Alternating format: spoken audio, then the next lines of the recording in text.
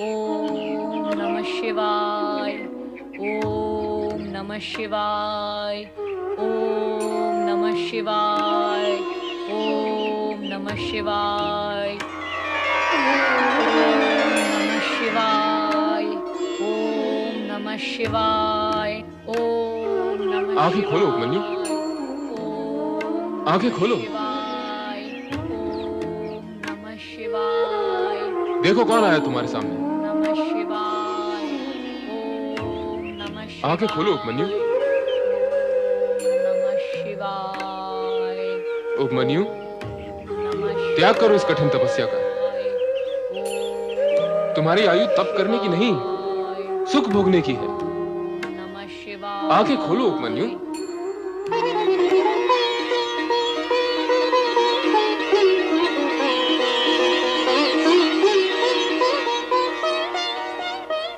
प्रिय उपमन्यु, मैं तुम्हारी दरिद्रता दूर करने आया हूं, तुम्हें स्वर्ग का सुख प्रदान करने आया हूं। ऐसा सुख जिसकी तुमने कभी स्वप्न में भी कल्पना नहीं की होगी। आप स्वर्ग के राजा इंद्र महाराज हैं? हाँ, स्वर्ग का अधिपति देवराज इंद्र हूं मैं। आपको अनेकानेक प्रणाम। पर इंद्र महाराज, मैंने न तो आपकी आराधना करके आपको बुलाया और न स्वर्ग के सुख की कामना की है। फिर क्यों आप मेरी आराधना में विघ्न डालने आ गए हैं? क्या मैं तुम्हारी आराधना में विघ्न डालने आया हूं? अरे भोले बालक, मैं तो तुम्हारा हित करने आया हूं। पर ये तो बताओ कि तुम आराधना किसकी कर रहे हो? देवों के देव भोलेनाथ भगवान शिव की। अरे अरे अरे अरे, उस भभूतधारी भूतनाथ की आराधना कर रहे हो तुम? इंद्र महाराज, मैं यदि कहूं कि बड़ों का नाम बड़े आदर से लेना चाहिए तो आपको लगेगा यह बालक बड़ों के सामने बड़ी बातें कर रहा है। आप तीनों लोकों में पूजे जाने वाले भगवान शिव का नाम छोटे मन और खोटे शब्दों से ले रहे हैं। अरे, बालक होकर बड़ों की भांति तर्क करता है। सत्य को समझने की ना तेरे पास आयु है ना अनुभव, फिर ज्ञान कहां से होगा? मैं तेरा हित सोच रहा हूं बालक। मेरा हित सोचने के लिए भगवान शिव को अपशब्द कहना क्या आवश्यक है इंद्र महाराज? नहीं उपमन्यु, उन्हें अपशब्द कहना मेरा अभिप्राय नहीं। मेरा अभिप्राय तो केवल इतना है कि तुम्हें यह ज्ञान दे सकूं कि शिव की आराधना में अपना समय नष्ट न करो। तुम्हें तनिक भी लाभ होने वाला नहीं है। तुम स्वयं सोचो, जिसके पास भभूत के अतिरिक्त अन्य कुछ भी नहीं है, वो तुम्हें क्या देगा? देने लेने का विचार तो व्यापारी करते हैं इंद्र महाराज, आराधना करने वाले आराधक नहीं। मेरी माता और स्वर्गीय पिता ने मुझे यही ज्ञान दिया है कि इस जगत में शिव से श्रेष्ठ अन्य कोई वरदाता है ही नहीं, और माता पिता का दिया हुआ ज्ञान कभी असत्य नहीं होता। वो शमशान वासी और श्रेष्ठ वरदाता? किस भ्रम में पड़े हो उपमन्यु? मेरे भ्रम के कारण आप क्यों चिंता में पड़े हैं इंद्र महाराज? अपना भ्रम मुझे प्रिय है। आपसे विलंब प्रार्थना है कि आप यहाँ से चले जाएं और मुझे शिव आराधना करने दें। अरे निर्बुद्धि, तू तो ज्ञान शून्य और अनुभव शून्य है। तुझे तो ज्ञान ही नहीं कि शिव कभी किसी का कुछ हित नहीं करता। मैं स्वर्ग का सम्राट, देवताओं का राजा, स्वयं तेरे पास आया हूँ तेरे दुख निवारण के लिए, तुझे स्वर्ग ले जाने के लिए, स्वर्गीय सुख सुविधाएं प्रदान करने के लिए। और तू है कि अपनी हट पर अड़ा हुआ है? अरे मूर्ख बालक, बड़े बड़े ऋषि मुनि और ध्यानी ज्ञानी भी निरंतर कठोर तपस्या करने के पश्चात स्वर्ग की एक झलक तक नहीं पा सकते, और मैं तुझे वहां का स्थान और सुख उपलब्ध करवा रहा हूँ। इंद्र महाराज, आप तो अपनी गरिमा भी भूल गए। अब मुझे तो लाज आती है आपसे कुछ कहते हुए। आपको उत्तर देने के लिए यदि मेरे शब्दों में कठोरता आई तो उसका प्रभाव मेरी आराधना पर पड़ेगा। कहो तो, तुम कहना क्या चाहते हो? यही कि आपने मुझे क्या कोई भूखा या लोभी पक्षी समझ लिया है? और क्या आपका स्वर्गीय सुख कोई दाना है जिसे आप बार बार मेरी ओर फेंक रहे हैं ताकि मैं उसे चुग लूं और भगवान शिव की आराधना से विचलित होकर लोभ से भरे आपके सुखजाल में फंस जाऊं? नहीं, ऐसा नहीं होगा। अब आप चाहे रहे अथवा जाएं, मैं अपने आराध्य भगवान शिव के चरणों में जाता हूँ। ओम नमः शिवाय।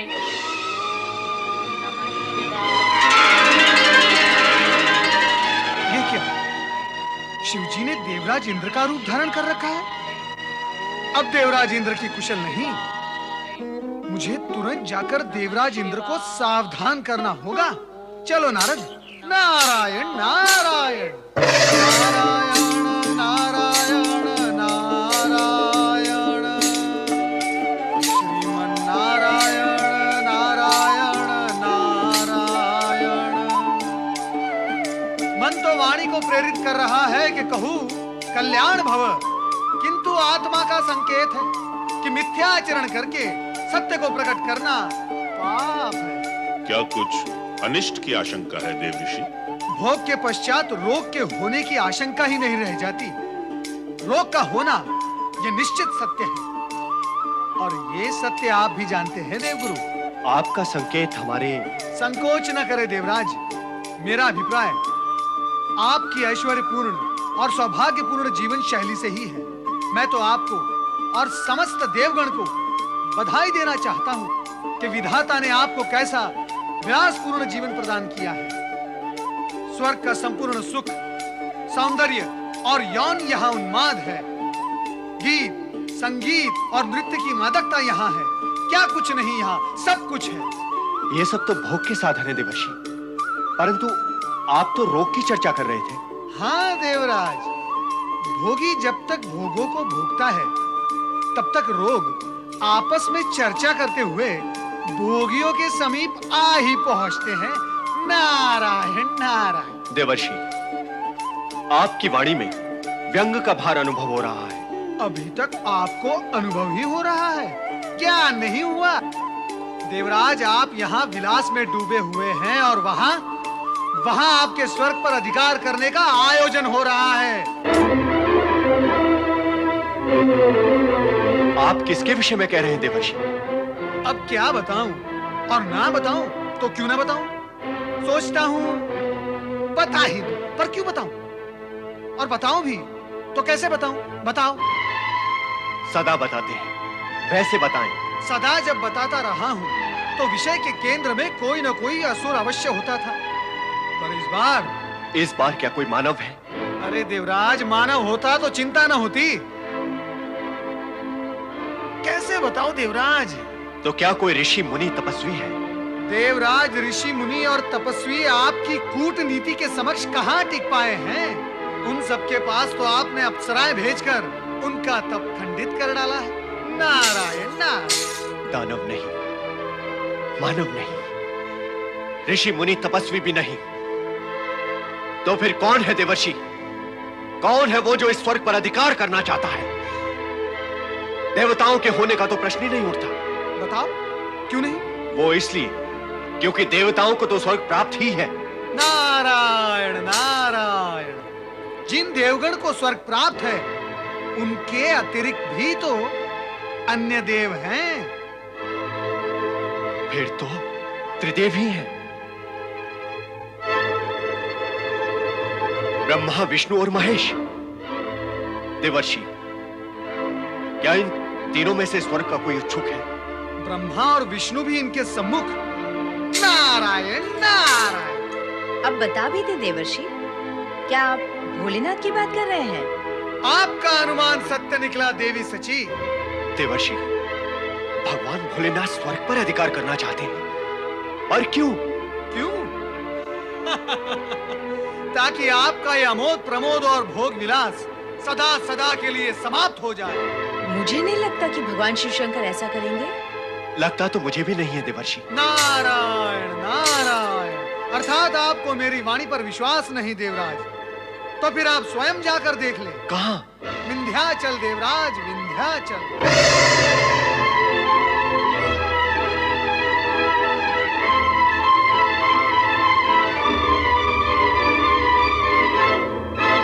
गुरुदेव, ये क्या अनिष्ट होने जा रहा है?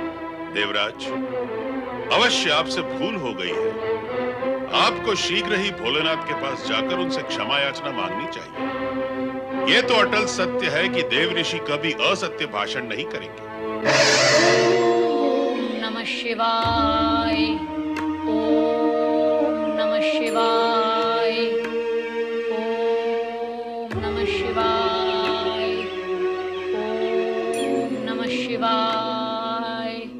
हे भक्त, अब आरंभ होती है तेरी भक्ति की अग्नि परीक्षा। नमः शिवाय, ओम नमः शिवाय,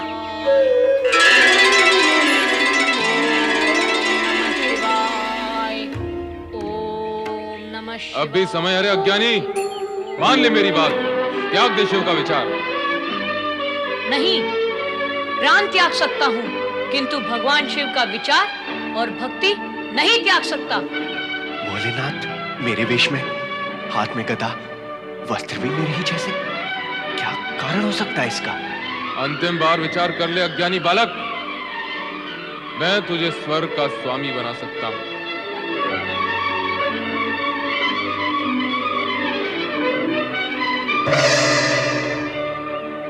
नहीं चाहिए मुझे स्वर्ग, मुझे केवल शिव दर्शन चाहिए, शिव चरणों का प्रसाद चाहिए।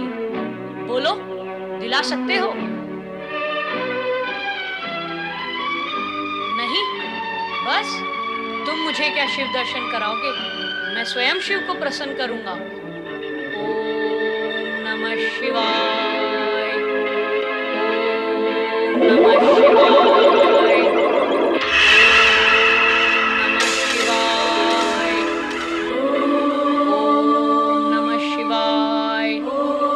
शिवाय, ओम नमः शिवाय, ओम नमः शिवाय, ओम नमः शिवाय, ओम नमः शिवाय, ओम नमः शिवाय, ओम नमः शिवाय, ओम नमः शिवाय, ओम नमः शिवाय, ओम नमः शिवाय, ओम नमः शिवाय, ओम नमः शिवाय, ओम नमः शिवाय, ओम नमः शिवाय, ओम नमः शिवाय, ओम नमः शिवाय।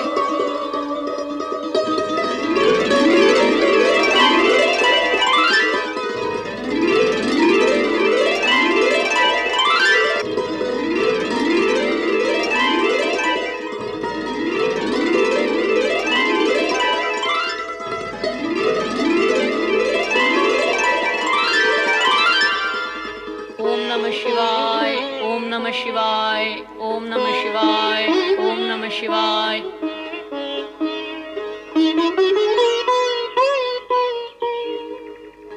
ओम नमः शिवाय, ओम नमः शिवाय,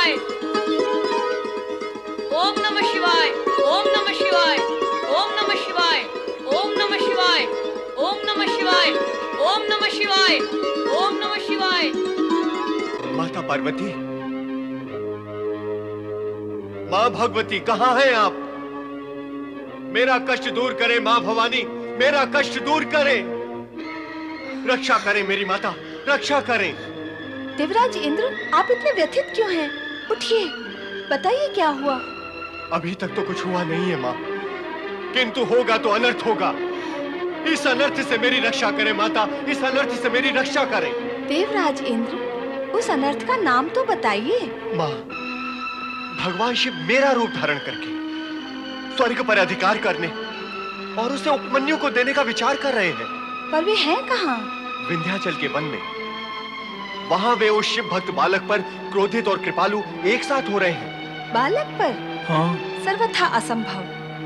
भोलेनाथ शिव भक्त बालक पर क्रोधित हो ही नहीं सकते। लगता है आपको भ्रम हुआ है देवराज। हाँ, वे कृपालु अवश्य हो सकते हैं।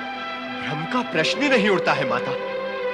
स्वयं देवऋषि नारद ने मुझे बताया कि भगवान शिव शंकर ने स्वर्ग पर अधिकार करने का निश्चय कर लिया है। माता, आप चलकर उन्हें समझाएं कि वो मुझ पर दया करें। चले माता। चलना ही होगा। माँ, आपको मेरी रक्षा करने के लिए कृपा करनी ही होगी, विलंब न करें। चले माता। ओम नमः शिवाय, ओम नमः शिवाय। हे शिव भगवान, मैं आपकी शरण में आया हूँ। मुझे जितना आता है, जैसा आता है, मैं आपका नाम ले रहा हूँ, आपको पुकार रहा हूँ। मैं तो माँ को भी माँ कहकर पुकारता हूँ तो वो आती है। आप भी शिव हैं, ओम है।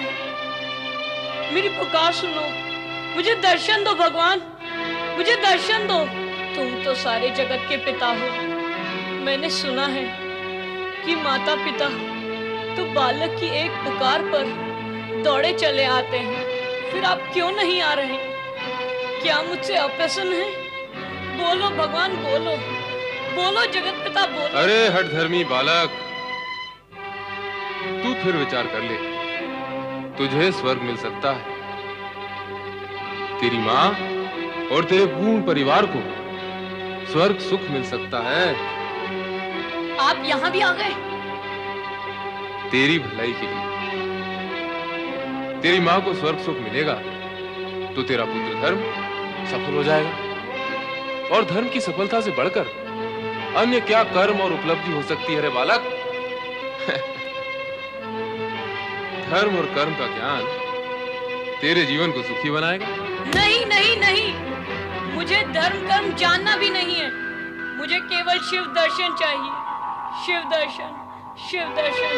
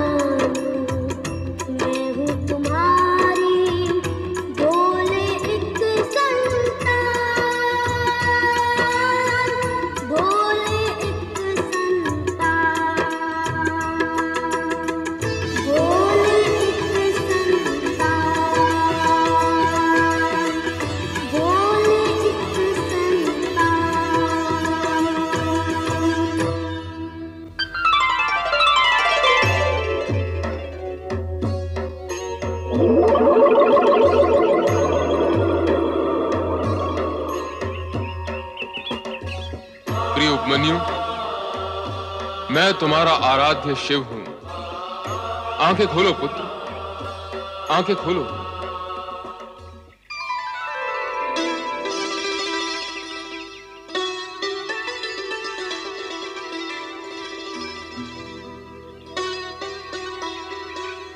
प्रभु, मेरे भोलेनाथ। प्रिय भक्त उपमन्यु, मेरे द्वारा ली गई कठोर से कठोरतम परीक्षा में तुम खरे उतरे हो। इस अल्प आयु में निरे बालक होते हुए भी तुमने स्वर्ग के प्रलोभन तक को ठुकरा दिया। मुझे तुम जैसे संतोषी प्राणी ही प्रिय हैं। मैं तुमसे अत्यंत प्रसन्न हूं। तुम्हारा नाम नैष्टिक शिव भक्तों में अमर रहेगा। भोलेनाथ की जय हो। आओ पुत्र उपमन्यु, पितृभाव से मैं तुम्हें हृदय से लगाने के लिए उत्सुक हूं। प्रभु, आओ पुत्र उपमन्यु। मेरे आराध्य, मेरे भोलेनाथ, मेरे शिव, मेरे भगवान, मेरे स्वामी, मेरे आराध्य, मेरे भोलेनाथ, मेरे शिव। मैंने कहा था ना देवी कि तुम्हारा पुत्र वियोग शीघ्र ही समाप्त होगा। ये देखो, तुम्हें उपमन्यु के रूप में एक और पुत्र प्राप्त हुआ है। इसे तुम अपनी ममता का वरदान दो। जाओ पुत्र। माता पार्वती को प्रणाम। पुत्र उपमन्यु,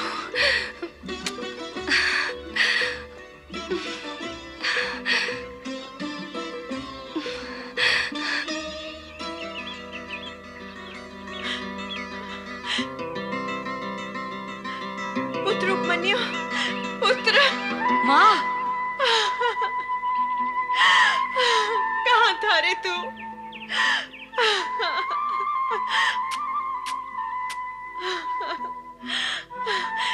तूने मेरा स्वप्न साकार कर दिया पुत्र। स्वयं भगवान शिव और माता पार्वती ने तुझे अपना पुत्र स्वीकार किया है। अरे, शिव और पार्वती की जो कृपा तुझे प्राप्त हुई है वो तो देवगण भी प्राप्त नहीं कर सकते। देव तुल्य संपदा प्राप्त कर ली तूने पुत्र। देवराज, आज तो आप प्रसन्न मुद्रा में हैं, किंतु इससे पूर्व जब आप आए थे तब आपके मुख पर भय और चिंता व्याप्त थे। भगवान, एक तो देवर्षि नारद की सूचना, तत्पश्चात स्वयं मैंने सुना था कि आप उपमन्यु को स्वर्ग का स्वामी बना रहे हैं। उसे स्वर्ग का स्वामी बनाने के लिए स्वर्ग के पूर्व स्वामी अर्थात मुझसे स्वर्ग का हरण होना भी तो आवश्यक होता। इसीलिए मैं दुविधा की स्थिति में था।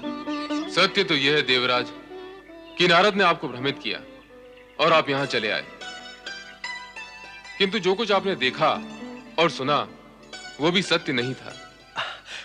समझ गया भोलेनाथ, वो सब आपकी लीला थी। उपमन्यु की परीक्षा और आपकी लीला का ज्ञान उस समय मुझे नहीं हो सका था। भगवान, मैं अपने अज्ञानपूर्ण आचरण के लिए लज्जित हूं और क्षमा याचक भी। भोलेश्वर, मुझे क्षमा करें।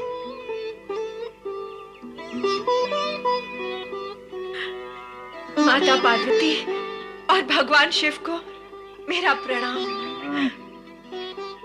भगवान, मेरे पुत्र उपमन्यु ने दरिद्रता में जन्म लिया और दरिद्रता में ही पला। इसने घोर कष्ट सहे हैं दीनानाथ। सुख के नाम से तो कभी इसका परिचय ही नहीं हुआ। दूध पीने की इसकी इच्छा मैं कभी पूरी नहीं कर सकी। भगवान, देविका, तुमने अपने पुत्र से कहा था कि शिव की आराधना करने से उसे दूध का सागर प्राप्त होगा। तुम्हारी इसी वाणी को सत्य प्रमाणित करने के लिए हम इसी समय उपमन्यु को क्षीर सागर प्रदान करते हैं, जो कभी भी समाप्त नहीं होगा। आओ मेरे साथ।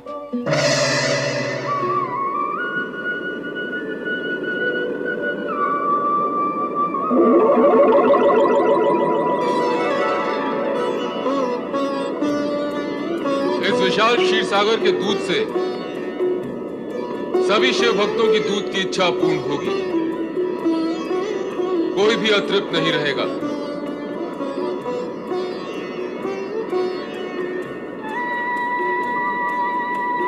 पुत्र, मैं तुम्हें अक्षय वरदान देती हूँ कि तुम चिर कुमार रहकर शिव भक्ति तथा ज्ञान के प्रकाश द्वारा जन जन में भक्ति और सद्भावना का प्रचार प्रसार करते रहोगे। प्रभु, अब उपमन्यु को आप ऐसा अक्षय वरदान दें जो अद्भुत हो। पुत्र उपमन्यु, तुम योग विद्या में पारंगत होकर अपने असंख्य शिष्यों को योग विद्या प्रदान करोगे। वेदों सहित समस्त ब्रह्म विद्या तुम्हें सहज ही प्राप्त होगी तथा जगत की सर्वश्रेष्ठ समृद्धि इच्छा मात्र से ही तुम्हारे सामने प्रकट होगी। तुम जगत के परम संतोषी प्राणी माने जाओगे।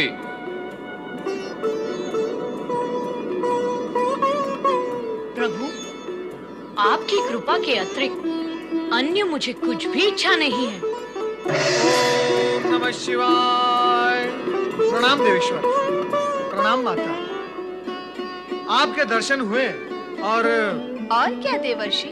और यही माता कि आपके साथ साथ आपके इस भाग्यशाली पुत्र के भी दर्शन हो गए, जो भाग्य के विषय में देवगण से अधिक भाग्यशाली सिद्ध हुए हैं। हाँ नारद, उपमन्यु के रूप में पार्वती को एक और पुत्र की प्राप्ति हुई है। केवल माता पार्वती को? नारायण नारायण। प्रभु, माता पार्वती जिसकी माता है उसके पिता भी तो आप ही हैं। आप दोनों को पुत्र प्राप्ति के लिए बधाई हो। तुम्हारी बधाई तो हम ग्रहण कर लेंगे नारद, किंतु तुम्हारी लीला अत्यंत कष्टकारक होती है। मेरी लीला? नारायण नारायण। हे त्रिकालदर्शी, लीलाकारी तो आप हैं। मैं कहाँ ये लीला वीला जानता हूँ। जानते ही नहीं, तुम लीलाएं करते भी हो। तुमने हमारा इंद्र रूप देखकर इंद्र को भयभीत कर दिया था। देवराज इंद्र की सभी इंद्रियां डामाडोल हो गई थी। वो सब कुछ तो अब सिमट चुका है, किंतु अब उपमन्यु को हमारे पुत्र के रूप में देखकर तुम कहीं कार्तिकेय और गणेश को भ्रमित मत कर देना। नारायण नारायण। कहाँ देवराज इंद्र और कहाँ आप दोनों में धरती आकाश जितना अंतर है, तो मेरे आचरण में भी आप दोनों के प्रति अंतर अवश्य होगा। प्रभु, मेरा विचार है अब आपसे आज्ञा लेनी चाहिए। हम भी साथ चलेंगे नारद। हमारा आशीर्वाद सदा तुम्हारे साथ है उपमन्यु।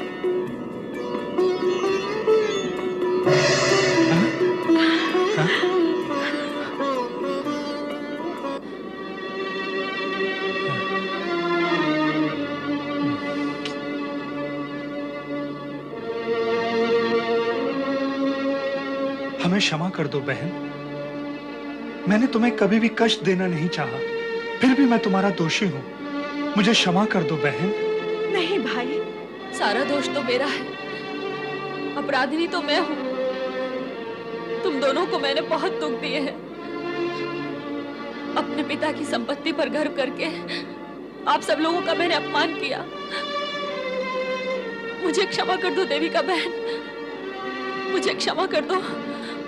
मामा जी और मामी जी, आप दोनों व्यर्थ ही चिंता कर रहे हैं। जो कुछ हुआ, जो हो रहा है और जो होगा, वह सब भगवान शिव की कृपा से हुआ है। वे मेरी परीक्षा ले रहे थे। वे अप्रत्यक्ष परीक्षक थे और आप प्रत्यक्ष। परीक्षा पूर्ण हो चुकी है। अब आप अपने आप को दोषी न माने। सब प्रसन्न हैं। आप भी प्रसन्न रहिए।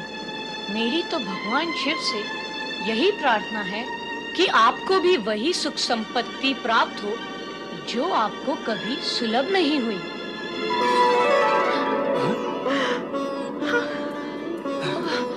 अरे क्या?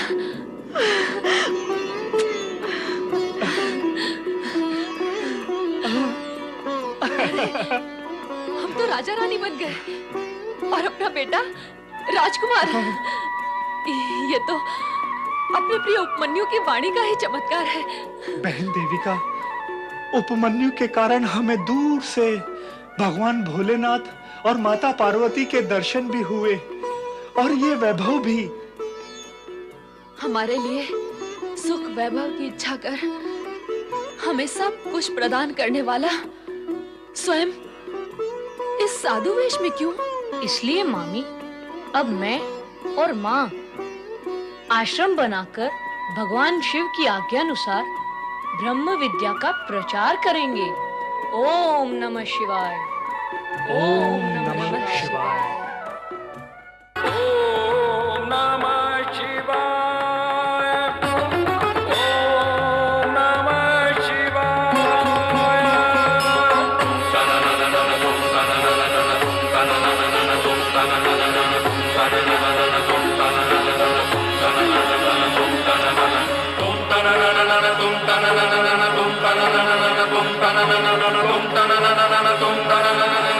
तुम